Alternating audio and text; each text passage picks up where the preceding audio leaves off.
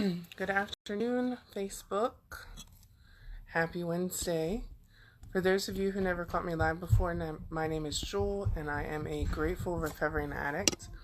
I celebrated 9 years clean on Monday, August 5th. There's Joe. So Joe and I are going to recap from the event. We are also going to... What? Is it bringing you on, Joe? We're also going to talk a little bit about the Greensboro Bibles, and we also have a recovery literature that we are going to give away. Hey, Joe. What's up, y'all? Of course, Josh comes home and the kids are like out there running around like crazy, so hopefully nobody can hear them. So, what do you want to start with, Joe? You want to start with the event? Yeah, let's go. Okay, so first I just wanted to say thank you to everyone who came out in support of the event. I have a long list of thank yous, so I'll just kind of breeze through those real quick if that's okay, and then we can talk more about the event specifically. I wanted to thank the Chestertown Fire Department for, one, allowing us to use their space, also helping us set up. If you're local to Chestertown, the entire fire department runs off of donations. So if you're local and you have to utilize the fire department or not, I suggest sending in a donation. Let's see, I want to thank Price Rentals and Events for allowing us to use one of their bounce house. Also, Audra come out and she did our arts and crafts table. Aretha Dorsey served up food all day. Joe's cousin Caitlin Robinson was a huge help to me because she managed all of our auction and raffle items, and that took a huge weight off my shoulders that day. I also want to thank Anne, who came out and did face painting, and of course Patty Easton, because she took most of the day off on Friday to help me set up. She come in early Saturday morning to make sure we had everything we need, and of course she stayed all day. Also, I want to thank Contagious Creations. They made our t-shirts. I didn't know if you were going to wear yours, Joe, so I wore mine. We did a t-shirt fundraiser. You can still purchase t-shirts if you are interested in a shirt. The best time to buy them is going to be this week. After this week, they're going to cost us a little more money to make. So if you're going to buy one, please do it this week. We ended up selling a total so far of 40 t-shirts. So we're going to get a check from Contagious Creations for $289, and we're going to use that to purchase recovery literature. So that's very exciting. So some more thank yous. I'm just going to go through real quick. We had a couple people help us with ads, and we had ads in the Tidewater Trader. So Heidi, Vera, Retha, Stephanie, Beth, Geno's, George, and Donna and Cherish all donated so that we could get all of our ads in the Tidewater Trader. I wanted to thank the vendors that came out. We had Heidi, Sherry, Beth, Tiffany, Team Unity, Martial Arts, Cheryl, Ashley, Bradley, and Lori. Also, I wanted to thank, you want to buy a shirt? I'll send you, give me a minute and I'll see if I can pull the link up. I should be able to pull the link up so you can order right from the website. Some of the resource tables that came out were Midshore Restoring Hope in Women, of course, Recovery in Motion, Hope Fellowship, sorry. For Emma's sake, His Hope Haven, Project Chesapeake, the Mission House, the Queen Anne's County Health Department, the Queen Anne's and Kent County Rescue Squad, and the Chestertown Fire Department set up a fire prevention table as well. Some other donations that we came in that weren't necessarily, some of them were sent in and said, here, use this for the event as needed. Some of them were sent in as buy a t-shirt and something else. And so those people are Hope Fellowship donated money on when they came to the event. My Aunt Marlene donated money as well as Cherish and Nicole. Almost done with the thank yous, guys. I didn't want to forget anybody. And literally, when it comes to doing these events, people don't realize all the time and effort and how many people have to come together to put these things on. I literally couldn't do this without every single person. So donation baskets that came in, we had, I'm probably gonna say your name wrong, love. You're gonna have to teach me how to say it. Audra. Christine, Stephanie, we had two Stephanies. And then Stephanie's mom and daughter, I didn't have their names. Morgan Edge, Patty's mom, bless her heart, I need to find her name out. Katie and Retha Arabelle, Caitlin Robinson, Sherry Williams, Angel Dietrich, Nikita Beck, Melissa Kidd, Lori Perry, Sherry Adams, Lori Hadaway, Lacey, Jamie Schultz, Natalie, and Amanda James donated our door prizes. If I have forgotten you, I deeply apologize. I have tried to keep notes everywhere of everybody that donated. So, all right, Joe. So also, just to add, from the event, we raised $1,300, a little over $1,300. We still have a couple checks coming in, and that is not including our T-shirt sales, which I already went over. And then also, most of you that were there. Oh, Joe, did you share this out? Because I can't do it. Yeah, I did. Okay, good. Um, if you were at the event, you saw um, Samantha was going around with her camera taking pictures. The pictures that she took, I should have hopefully available this weekend. So, do you have anything else to add to the event, Joe? It was an awesome day.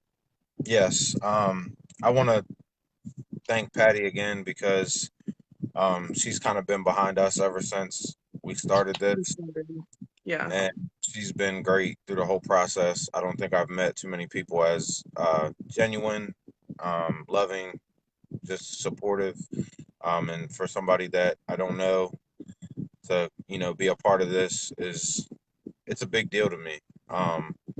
And being in a small town, a lot of people probably know me or knew my parents or know my grandparents or you know what I mean. So it's really good. Stuff like this is to me, it's really good in small communities because it's like a community this size is like an extended family. You know everybody for the most part. Um, Obviously there Patty, are, yeah, I'm sure everybody knew my mom. So I wanted to thank her twice because she's been a great help. Um, and I also wanted to talk about um, like the change in coming home being a trigger versus coming home and it's just like I have a different feeling when I come home now. So, in the past when I would come home, it would be like a big trigger for me. I moved out of Kent County probably like 5 years ago, give or take 4 years ago. Um, yeah, and I lived in Salisbury. And while it is the Eastern Shore, it's 2 hours away, so it's a hike. Um, and then I recently moved to Houston. So to me, um, it's just I don't know. It's a big deal to me. Um, and when I used to come home, I would always get butterflies, and it would be like a trigger for me where I would always feel like I want to drink when I come home. But when I right. came home this time, it was a different feeling. Like I just got overwhelmed with nostalgia and thinking about the past and this is the community that I was, born and raised in. And now I think about how, how much this community really means to me. A lot of times people in Kent County have this like love hate for it. You know what I mean? Right. They feel like they get stuck here. Yeah, And I don't have that feeling anymore. Like when I come home, I really feel a deep love for my community, for the people in it, and for the next generation that's going to grow up in this community. Um, and looking back on my past, I feel like I'm fortunate to grow up here, yeah, because there are so many worse places you could grow up. All my memories are tied here. All my family's from here. So it was good. And, we got to see my aunt. She came up from Florida to support the event and be a part of it. Um, my cousin came, my stepfather came, a couple of my other cousins came out. Um, it was like I don't know, it was a good time for me. I enjoyed it. Um, I told Chrissy, she runs the mission house. She said to me at the very beginning, I said to her at the very beginning of the event, I said, I think it's really going to be an awesome day. And she said, if you build it, they will come.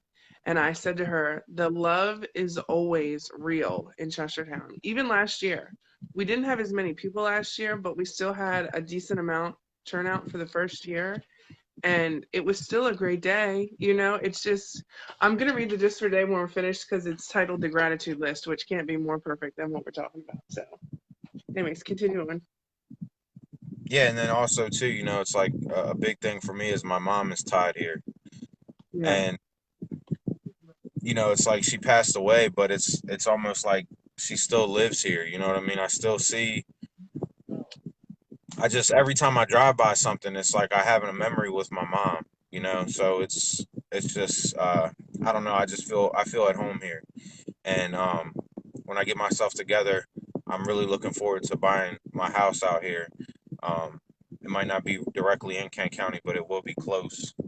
Um, and I'm just, I'm looking forward to continuing the traditions and but removing the alcohol abuse and the drug abuse from that bloodstream, from that bloodline.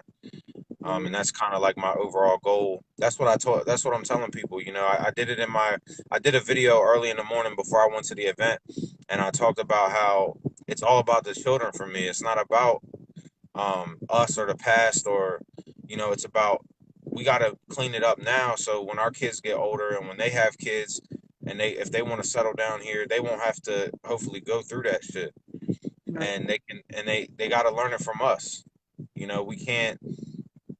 We can't do drugs and drink and all that and expect our kids to be the ones to make a difference or to make the change, because they're going to mirror what we do in our lives. Yep. um, and all that, do what I say, not what I do shit. Everybody knows that doesn't work. They're gonna watch you more than they're gonna listen to you. So Yeah. you just got to keep that in mind when you're doing things. And I don't know, it just felt good. I enjoyed the event. I enjoyed myself at the event. I did speak, but I did Right. not.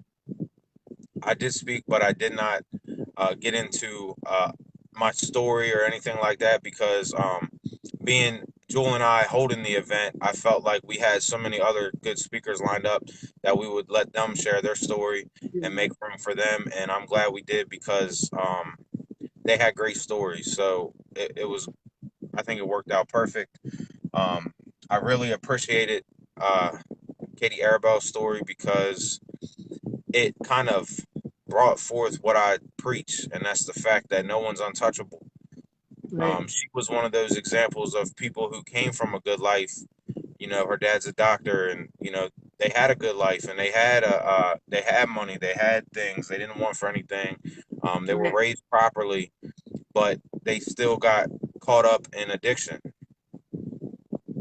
So we just got to keep that in mind. That don't not participate and blow this off because you think you're untouchable and you think it's not going to affect you or it doesn't matter to you, because it matters to everybody. Whether it affects you or hits your family or not, this is still your community. And I Right. talk about it all the time where I see people on the police reports and stuff like that where they put them on Facebook, and I just see so many people just, you know, with so much hate towards these people, and I'm just thinking like, this is your community too, Right. and so many people have a clean up the trash mentality when that's so short sighted, because those same people that you think are trash, they're having kids, and their kids are going to play with your kids. Yeah. You understand? So instead of looking at them like trash, look at them like people who can be changed, who can change, who can make a difference, and who can help, make the community better, because we're the ones, the ex addicts and alcoholics, we're the ones that are trying to make a difference for the kids in the next generation. And so I don't understand it. I don't understand the people who turn their nose up at stuff like this, like it doesn't matter to them, because it should, because it's your community. Um, Generally speaking, I feel like it's people who have, first off, they're not educated on addiction at all, or they're people that it's never happened to them or to their family. So it's just the rest of the world has a problem and they don't. yeah, I agree. Um, And aside from the event, I really feel good about, us getting our own recovery house. That is the goal. Um, that's a big What do part of the you reason why I want to come home when I'm done in Texas because, I want to be a part of the solution in a bigger way than just holding events. Even though that's great, I want to actually have a place where people can go, where they can get help and they don't have to go across the bridge and they don't right, have to go to another state and they can do it right here around people that they grew up around and people that they trust, people who know them a little bit better on a personal level. So I just think it's something that we need around here. We need more of it. yeah, Um, I'd rather see people get options to go to treatment or halfway houses than to see them incarcerated. right, Um, I feel like it doesn't do anything. When you're incarcerated, you're not around a lot of people who want to change. You're around a lot of repeat offenders, a lot of people who have the same mentality when they go in as when they come home. And it's because there's no real reform for addicts and alcoholics in jail. You know right, what I mean? Having that little church whenever they have it in jail, it's cool and all, but a lot of people go to just get out of their area for a few minutes. They don't really go because they want to get a message. They're just going to go. It's a social scene. right. Um, I'd rather see real reform and real change. And for a lot of people, rehab's not enough. You can go to rehab for 30 days, but um, a lot of people need more extensive treatment when they get out of rehab, and that's kind of what I want to be. I want to be that bridge between rehab and back into society because I feel like Rehab that's wasn't enough for me. what you say. I, rehab wasn't enough for me. I needed that 6 months in a recovery house setting to be able to learn how to live life as a part of the society, because and I knew that I couldn't come home after 30 days. I knew it wasn't enough time. I knew coming back to Denton was only going to be a setup for me. I wasn't ready. Right. So, And um, it's like I talked about. A lot of people, um, a lot of our focus goes into the dope problem, heroin, opiates, pills, pharmaceuticals, and even though I'm an alcoholic, I focus more so on that because that's what is trending. That's what the kids are using right now, and that's where right, we need to be the most aggressive. Um, More kids nowadays are, going more so towards pills than they are just, drinking and drinking. smoking pot. You know what I mean? So, and then a lot of depression comes along with that. We all know there's like multiple side effects. And then it creates other problems. Depression causes more use. So it's just a lot. These kids growing up, they need a lot of help, and they're watching their parents who do this kind of stuff, and they're picking it up, and then the kids in school are doing it. So it's just becoming a dangerous trend in our community that I watched evolve. Right, When I first started, partying and stuff when I was like 15 or 16 in that time frame, that was it. It was weed and it was alcohol. That was it. right, That's all my people that I were around were doing. And I watched it slowly evolve when I got into my 20s to where, I found out people were popping pills all the time and I found out people were starting to do dope and it just kind of blew my mind. And it's gotten worse since then. And it's something that we need to stay aggressive about. Just turning the other cheek or looking the other way or bickering back and forth over why the problem isn't going to solve anything. To me, right, we need to come together and work more towards a solution. And that's why I think the community events are important.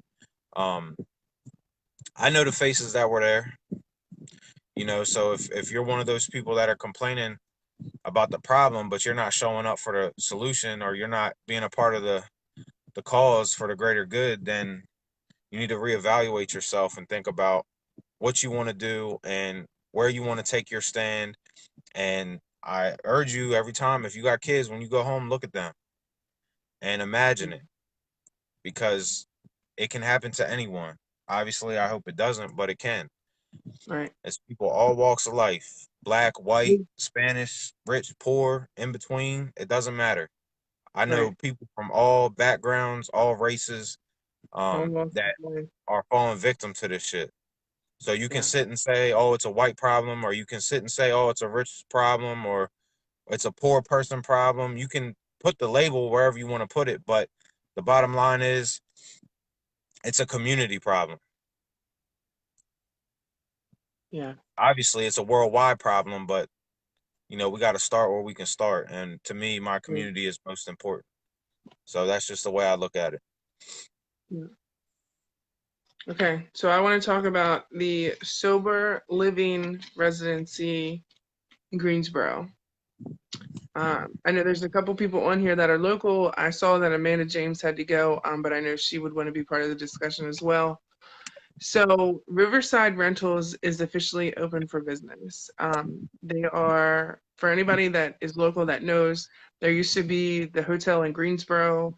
It is now going to be Riverside Rentals. They're going to house up to 48 recovering addicts at a time. They are doing men and women. Um, they are on North Main Street in Greensboro. I just took a couple notes. So I'll just go over my notes, Joe, and then you and I can kind of talk about it because there's a lot of negativity being thrown at the house. I myself do have concerns, but I'm not going to throw all hope out because I'll say why in a minute. But anyways, so I just read some notes. So the qualifying, they have to meet the qualifications for the residents. So you have to be obviously an adult, male or female. They will accept patients that are on maintenance, so methadone and Suboxone, things like that. No sex offenders, no children on the residency, and they're open to all counties. You have to provide proof that you're in active recovery. So, for instance, if you just spent the last 30 days at treatment, they'll want something from there. Or I'm assuming if you've come from jail, they'll want something saying you've been in jail for X amount of days or whatever the case is. But something I wanted to say is so many people are bashing this place without even giving it a chance. I know there's a lot of concerns. If you have concerns and you want to voice them on here, please do so. I will try to address them to the best of my abilities. I did meet with Samantha and our nonprofit a couple months ago. Samantha is the one in charge of running it. I know a lot of the concern comes from the people that are funding it, which is Gary Sprouse and his wife. Um, I don't know the whole story on this doctor. I have heard different stories about this doctor, but the gist of it is, Joe, that at one point he was overprescribing pain medications. So whoever's in charge of that, I guess the DA or whoever, came in and said, "You're overprescribing meds. We're gonna put you there. We're gonna suspend you." Um, and they put him on like a probationary period. So he went through this probationary period and they gave him his license back. He is now also licensed to be able to prescribe the maintenance program. So the methadone, I'm not certain on methadone, but I know he can prescribe Suboxone and Vivitrol as well. As far as the doctor goes, I don't know what his participation is going to be. I know that he's basically bankrolling the project, him and his wife. They put a lot of money into this building. I don't know how long the hotel in Greensboro has been there, but I know that when I was in like middle school, we ate dinner there. So you're looking at least 15 years ago. And it wasn't in business very long after that. Um, Also, I just want to remind people no matter what he's done in his medical career, everybody makes mistakes. We're all humans, you know? And I'm not saying what he did was right or wrong. I'm not saying that I agree or support him particularly. However, we have no recovery housing in Caroline County at all. This is going to be the only one we have so far. Lizzie said, I think most of the issue comes from town lies and politics. You worked with him at Envoy. Somebody, Kathy had told me earlier that he used to work or he works at a nursing home in Denton. It's in the wife's name because it can't be in his, is my understanding. Oh, see, I don't know. I don't know all those particulars. I'm not a particularly fan of his wife. I've never actually met him. Um, but I just feel like people need to give it a chance. And I know that there's been a lot of like issues back and forth with the town, Lizzie. I don't know all the specifics. Um, I'm sure you know more than I do because you live in Greensboro, so you might go to the town hall. Um, but my thing is, Give this house a chance because we need it. Okay, we need this house in Caroline County and we need it to be successful. Yeah. So my biggest concern is that they're going to have males and females under the same roof. I'm a little leery about that, but it's not my house. I don't get to make the rules. I mean, if they want So, to, I mean, it's gonna be on the manager, whoever's managing the house, right, to keep everything in check. From right. a male and female standpoint, our rehab was male and female, so what's the difference? I mean, we Right. worked We it were out all right. separated. Yeah. Right. We were separated. So, And um, they will need services, Lizzie. And I don't know specifically, this is in Maryland. I don't know specifically from the comments I read from, bystanders was that they wouldn't offer services. So if they're not offering services, one, that would say to me that Dr. Sprouse is not going to write prescriptions for any of the patients there, which is a good thing. Um, And as far as services, I mean, we have the counseling center here in Denton. There is transportation that runs through Greensboro. It's not often and it's not ideal, but it does go through. Um, Also, a lot of recovery houses, people don't seem to understand this.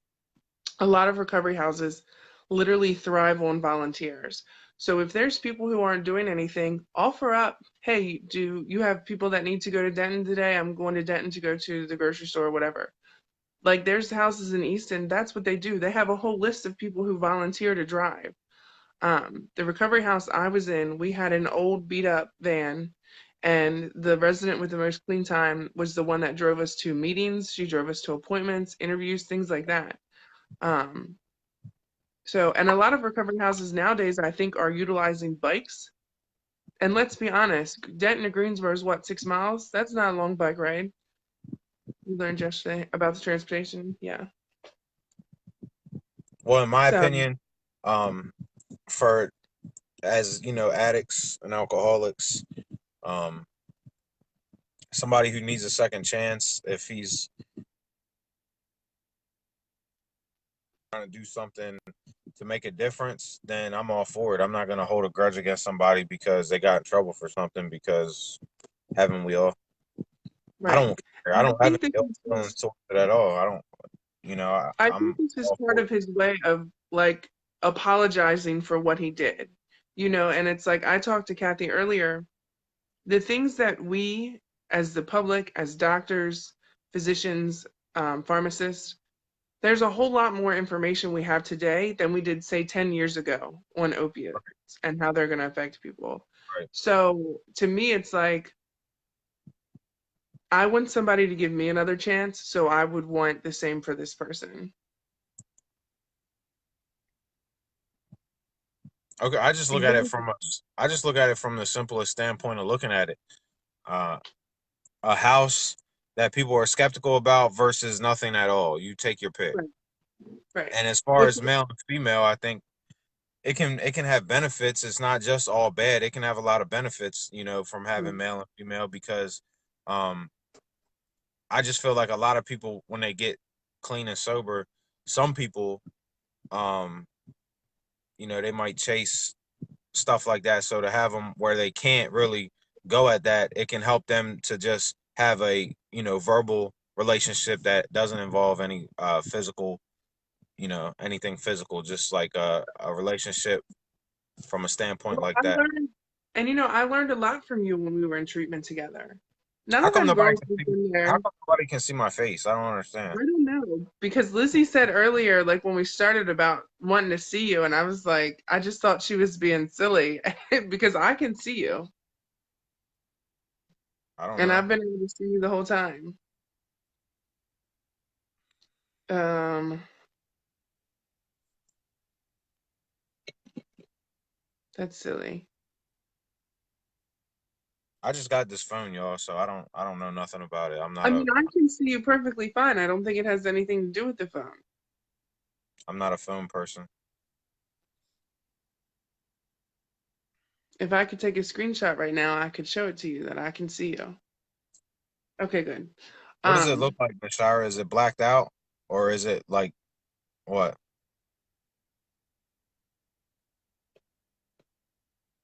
I want to read some of these comments. Lizzie said, I think everyone is misinformed and scared. People naturally fear what they do not know. I have drug dealers next door and I'm more concerned about them in all honesty. And I remember when one of the recovery houses opened in Easton, the community was in an uproar because they didn't know. And so I understand that, but it's to me, I see it from a different standpoint of give them a chance because they need it and they deserve it. Let's see who else. Oh, They there's say no there's no bot. bias. That's weird. Can you end yourself? Let me see. Hold on. I'm gonna take you off and then try and add you again. Okay.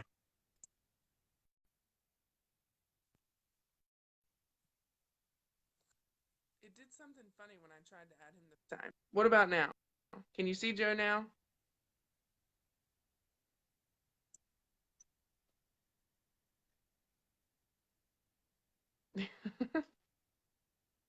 Can you I see don't know. Joe now? Anybody? Anybody?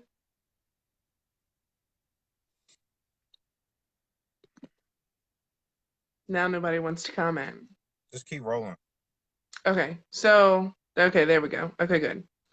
So I share Sherry said if the people in there want the recovery, they will get it where they need to go. And that's the other thing I said because people were talking about, oh, it's going to be a for-profit house or, oh, what are his motives behind it? None of that matters. All that matters is the people that the addicts themselves. If they want to be in recovery and they want it bad enough, none of that extra shit matters. All that matters is that they have a place to lay their head at night and they'll be grateful for that. Okay. Yeah, I'm all for it. I don't have anything negative to say about the guy. Number one, I don't know him. Number two, I just don't like to talk negatively about anyone. If I have an issue with somebody, I'll just stay away from them or handle it to their face. Um, so I'm not gonna say anything bad about him because he has a past where they thought he was overwriting scripts. Okay, that's fucking half the doctors in the world. And where's the Right. regulations at? Why are you blaming them? Have the shit regulated and you wouldn't have that problem to begin with. So to me, it's a higher up problem than the doctors anyway.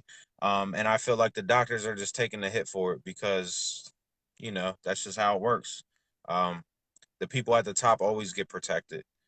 So a lot of the doctors are playing fall guys. You think Right. doctors purposely, get into their line of work to hurt people? I mean, Right. there's fucked up people in every walk of life, but I don't look at it like genuinely they just sit there like, oh, I'm gonna get these people hooked on drugs like it makes a difference. You know what I mean? They're getting paid the same regardless. Right. So I just look at it like, to me that's a regulation problem and it should be regulated higher up. um to me it's as simple as when you have a script come in and you have certain patients who are on a script and you know what the amount should be and you know how it should be written out. It should be a block on it. You should have, okay, you can write out this many pills for this person, and that's all we're going Yeah. to allow you to write the script for. And it should be Well, carried over to the pharmacy. But, it just is what it is. It's no different than the pharmacy handing out extra pills because somebody comes in all whacked the fuck out and they don't want to deal with it. That well, happens and too. my understanding too is that's where pain management comes in. For example, if you're a general practitioner, you're only allowed to write per patient a certain amount of pain medication, like per time or whatever. And the only reason I know this is because there was a lady on here, not on here, but on my Facebook.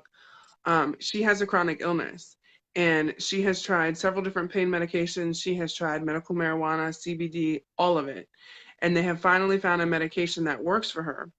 But the problem is that if she goes to pain management, she's got to pay like a couple $100 every time she goes. So she was trying to figure out if her general practitioner could write it. And unfortunately, they can only do so much. A general practitioner can write for a long period of medication if you have a chronic illness or cancer, things like that. So if you go in for tooth pain, they're not supposed to be writing any kind of prescriptions for that. Josh said, at the end of the day, the issue is that Caroline County in general is about 10 years behind everywhere else. Just like they don't understand the epidemic, they won't understand the solution. All they know is drugs equals jail. Those people do not matter. All that matters is something is being done to help those who need it. Sorry, Sherry. I get loud. um, the other thing I wanted to touch on, I know a lot of people are upset that it's a for-profit house. I'm not mad that it's a for-profit house, and I'm going to tell you why. A lot of recovery houses, I'm not going to say all, but a good piece of them are for-profit businesses that are coupled with a nonprofit license. And the reason for that is if you have a nonprofit license, you can accept donations, large donations from corporate businesses like Walmart, um, Applebee's, Kohl's, things like that. Um, I'm not mad about it being a nonprofit because it's like I said to Kathy earlier, not only do they have to pay their bills, they're going to have to pay whatever staff they have on hand. Having a recovery house is not a 9 to 5 job, folks. It's not. It's a 24-hour, 7 day a week, 365 days a year position. It doesn't matter if you have the best staff in the world, the best house manager.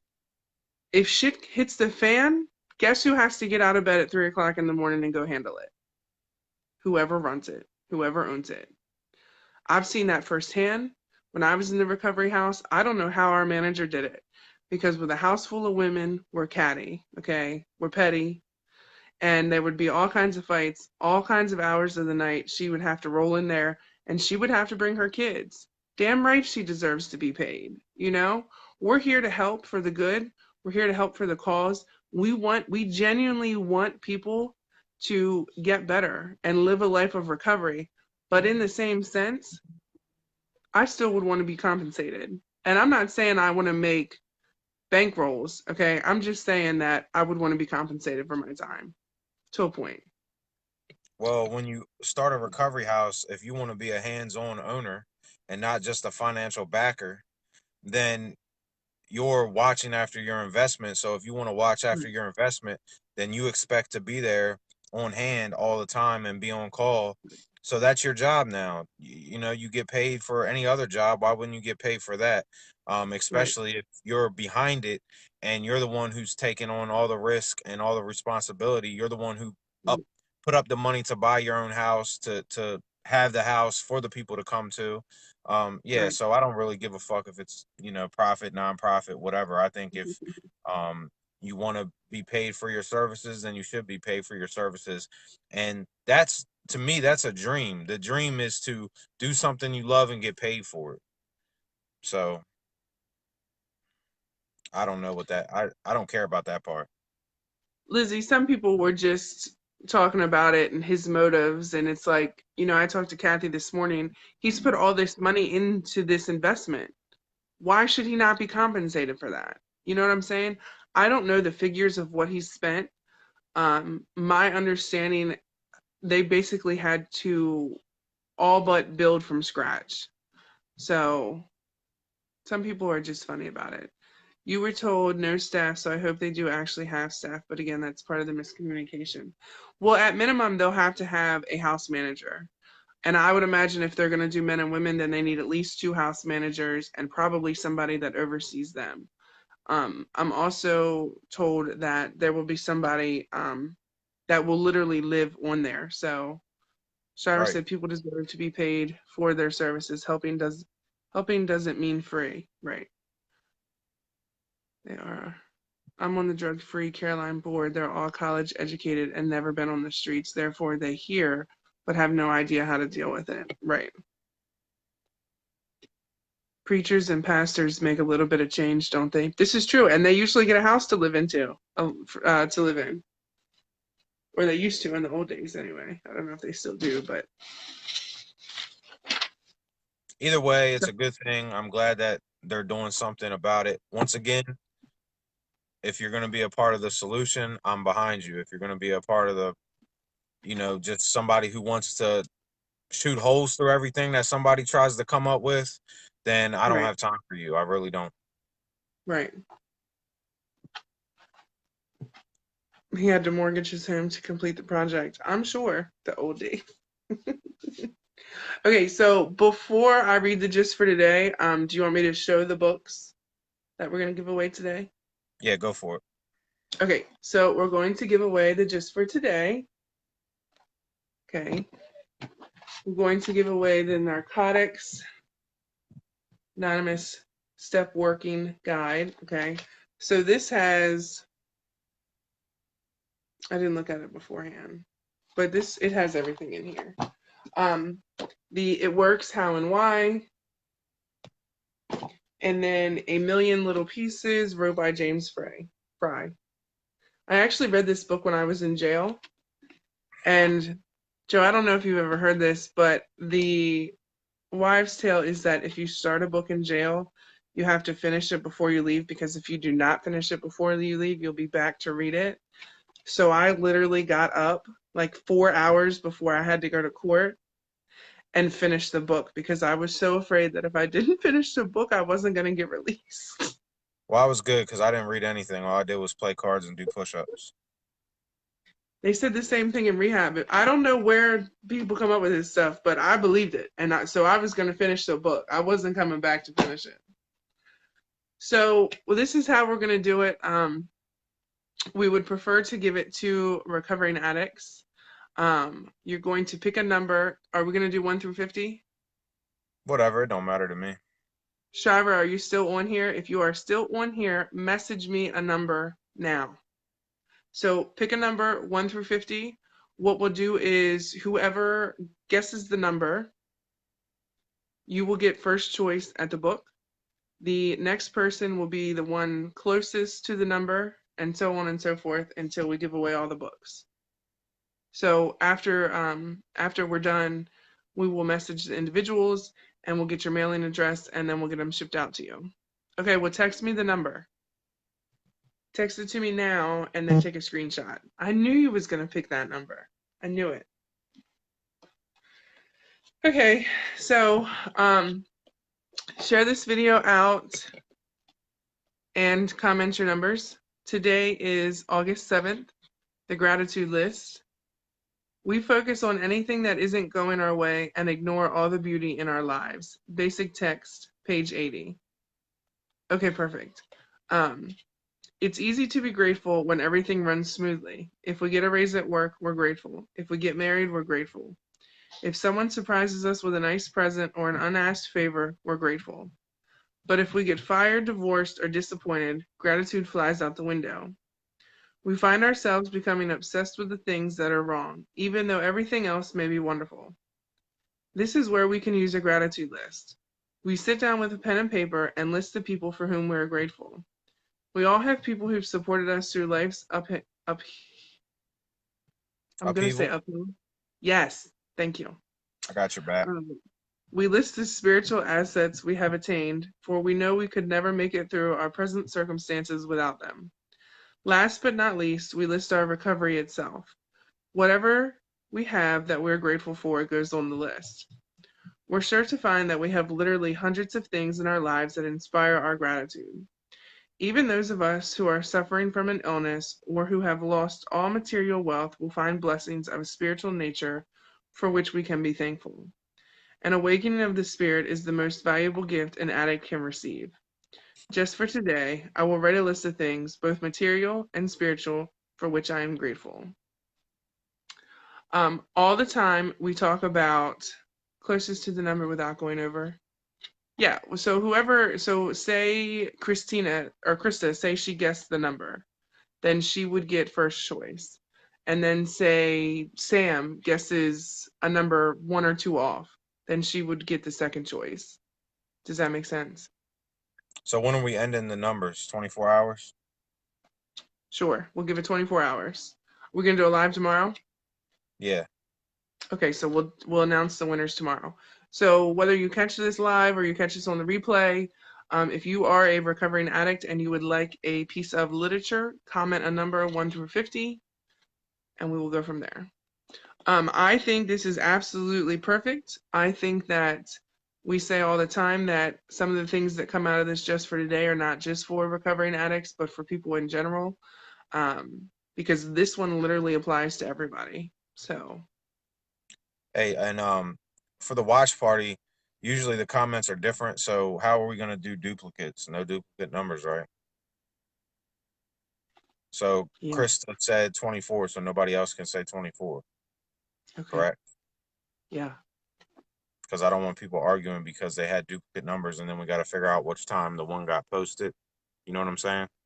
Right, because they don't post in order. Right. Yeah, and the watch parties completely changes everything. Yeah. Is it 2:30 now? Okay, so yeah, so 2:30 tomorrow, Eastern Standard Time.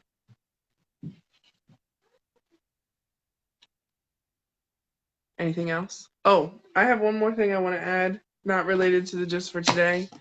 Midshore Restoring Hope in Women is gearing up for their annual Fed Up rallies. Every year we have one in Talbot County and Caroline County. I believe Caroline County, this is Kathy's fourth or fifth year. This is Sherry's second year hosting the rally. Um, have them message you the numbers. Oh, that's a good idea too. Giveaway for the watch party and one for the slide for duplicate thing. Hmm. Hmm.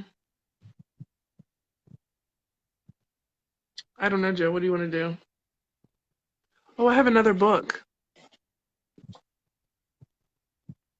Living the Journey Continues, Living Clean Okay, by Ashley.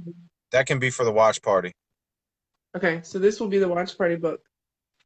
So you have to actually get the number on the watch party. Yeah. Let me see what If else I nobody have. guesses it, it'll be the number closest to it without going over it. Yeah, there we go. Um, so the Talbot Fed Up rally, both of them will be August 31st. I know it's Labor Day weekend, but it is Opioid Awareness Day, Overdose Awareness Day. Um, The Fed Up rallies, for those who don't know, every year they hold a huge Fed Up rally in DC. This is where it started. Basically, they go in front of Congress and basically speak up to be heard. So what Kathy and Sherry had do is they do a community break-off. I'm sure there's others in our area, but these are the two that we're doing. So, like I said, August 31st, Kathy's will be here in Caroline County at Next Generation Church from 1 to 6 p.m. And then Sherry's will be in Easton at Christ Church from 4 to 8 p.m. Sherry is going to have a 5 p.m. memorial service. So if you know someone or you've lost someone to overdose or to their addiction, please feel free to send in pictures of your loved ones. They're going to do a slideshow. If you want to jot down your email, Sherry, so people can email pictures to you if they would like to. Um, I'm going to say even if you're not local, you can send pictures as well. So we'll remember for you. Oh, so things that we need are volunteers. We always need volunteers. And then we're also accepting donations so we can purchase things for the event like food, things that we'll do with the kids, um, all that kind of good stuff. Are you going to make the drive again, Lindsay? Lindsay drove from New Jersey to Maryland this past weekend, guys, to participate in Breaking the Chains. It's about a 2-hour drive. Um, I always get tickled when people travel because it's like, yay. Yeah, and it's So, exciting the fact that she came from our lives. yeah, from the Clean and Sober group. Right. Very exciting. Okay, great. Well, make sure you send a picture of your fiance. Make sure you email one to Sherry. I know that Sherry's going to have speakers. I think she has all the speakers that she can take. Um, Kathy, do you need speakers or anything like that? Hey, Jamie.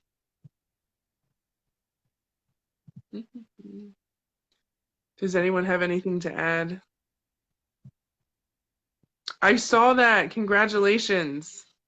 I saw that, Jamie. I was very excited for you. That's some gratitude right there. Yeah. Yep, yep, yep. I'm done. I have nothing else to add. Okay. All right, guys. I also tagged Breaking the Chains and Mitchell Restoring Hope and Women, our business pages, in the title of this video. Please feel free to like them and share them and show the love. Um, thank you again to everybody that came out this weekend. Thank you to everybody watching this video. Don't forget, if you or someone you know is suffering, please feel free to reach out to us. We will do our best to help you. Even if you're not local, that doesn't mean I won't look for resources in your area. So, okay, good. All right, guys, have an awesome day. Don't forget to share this out. Don't forget to comment your number if you are a recovering addict and you need some recovery literature. Again, the books we have are The Just for Today, A Million Little Pieces, It Works, How and Why, the Narcotics Anonymous Step Working Guide. And then if you are watching the watch party in the Clean and Sober group, we're going to give away Living Clean, The Journey Continues. All right, guys, have an awesome day. Did I forget anything? Nope. Shameless plug, you can still buy shirts until Friday. So have a good day, guys. Thank you.